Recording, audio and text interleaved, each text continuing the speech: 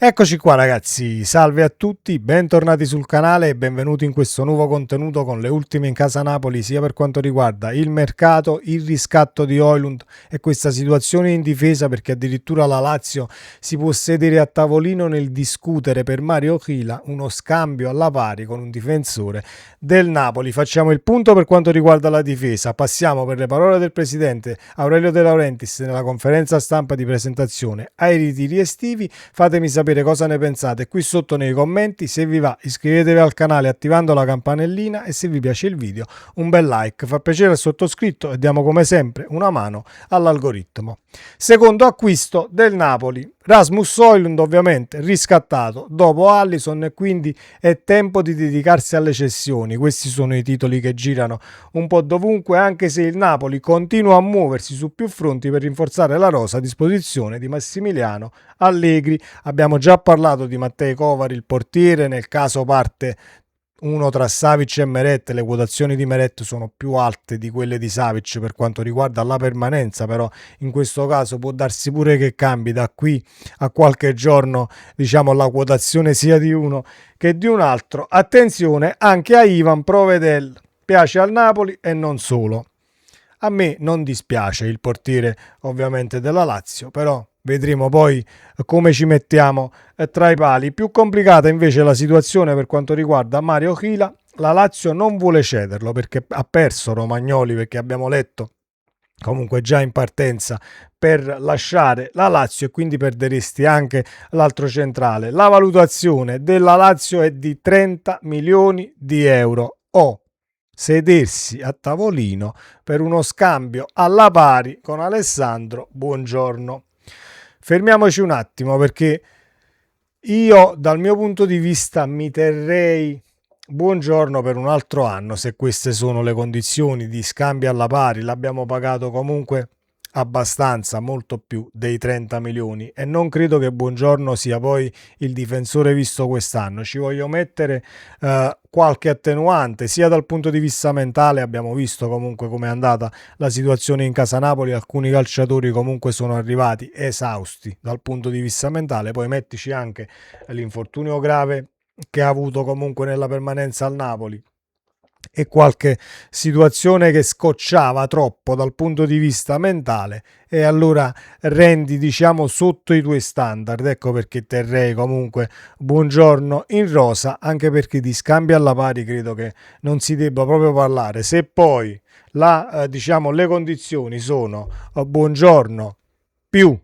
un conguaglio economico vicino a Chyla per quanto riguarda la Lazio, se versate anche un conguaglio economico dandoci Mario Chyla, allora si può anche discutere. Almeno questo è ciò che penso io. Mi fate sapere cosa ne pensate anche voi qui sotto nei commenti. Se il Napoli non dovesse arrivare a Mario Chyla, il primo nome è comunque quello di Gatti della Juventus.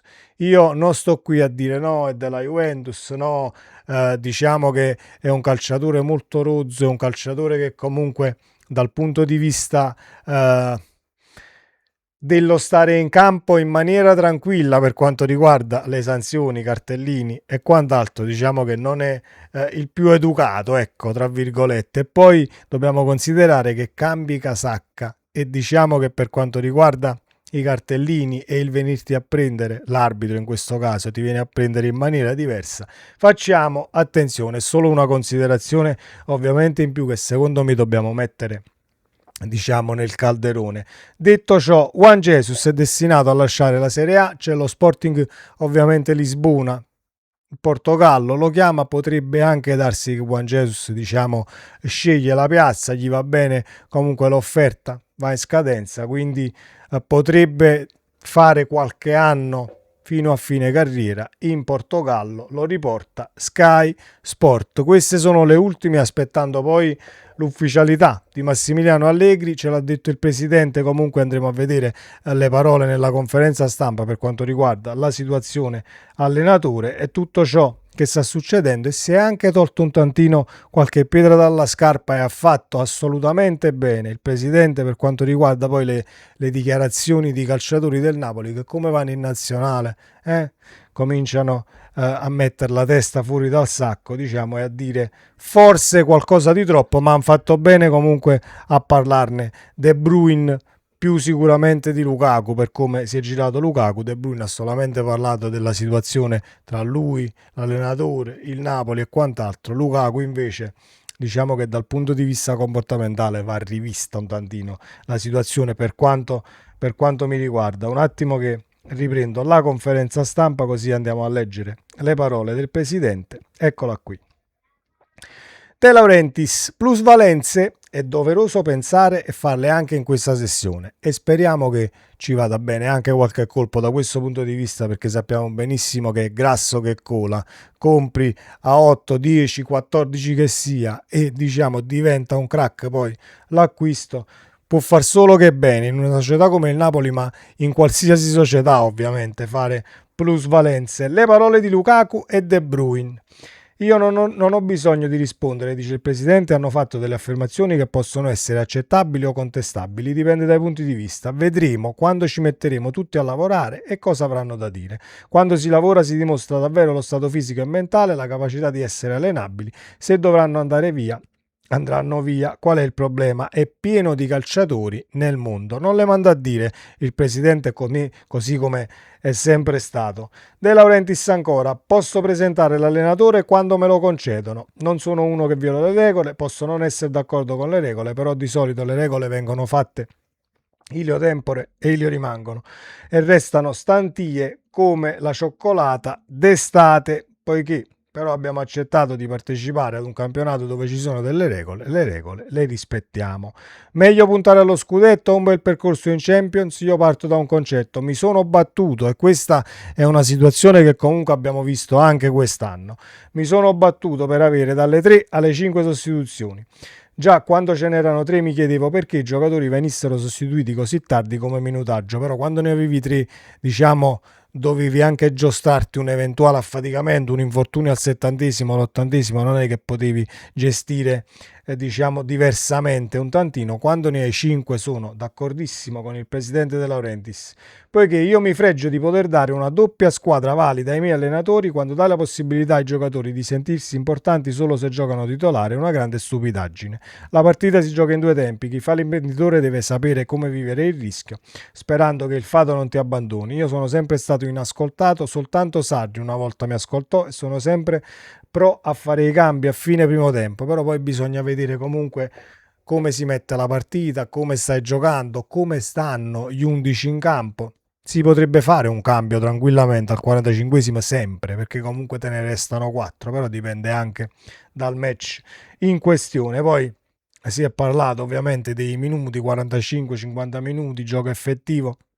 E addirittura il presidente si esprime sull'espulsione degli allenatori. Chi l'ha inventata questa regola? L'IFAB, sono incompetenti e quant'altro, perché potrebbe arrivare una multa da 100.000 euro, dice il presidente, e così prima di fare il galletto in panchina o metterti di traverso con una decisione arbitrale sforando dal punto di vista dell'educazione, ci pensi non una volta ma 10 volte se la multa è di 100.000 euro. Poi se ogni volta in Serie A dobbiamo leggere sanzioni, che ne so, espulso, parliamo di Conte perché è l'ultimo allenatore ovviamente che abbiamo avuto, espulso Conte, ammenda 4, 5, 6.000 euro per gli stipendi che prende Conte, che prende Buongiorno, che prende Di Lorenzo, che prende chiunque nel calcio, comunque possono essere tranquillamente briciole, 4-5 mila euro, e quindi il presidente da questo punto di vista dice una multa di 100.000. E così vedrete che le questioni si risolvono diversamente. Io sono d'accordo, ma solamente perché vivo in Olanda da molti anni e ho testato su me stesso che più è salata la multa in base a una contravvenzione e più non ci pensi nemmeno più a violare quella determinata situazione. Io presi una multa e credo 5, 6, 7 anni fa solamente per aver preso il cellulare dalla tasca e l'ho messo ovviamente sull'altro sediolino perché volevo vedere chi chiamava e quant'altro. Polizia davanti, accosti, 300 euro di multa che erano comunque 6-7 anni fa, adesso sarà arrivata a 400 euro e state sicuri che dopo quella multa il telefono mi può chiamare chiunque 50 volte se sono alla guida. Ovviamente se non ho il telefono installato nel sistema Bluetooth e quant'altro sicuramente non rispondo, ma questo è un dato di fatto ed un'esperienza che ho fatto io e credo che sia ovviamente da ascoltare questa non richiesta, ma questa situazione che ha esaminato il presidente De Laurentiis. Il mio rapporto con Allegri.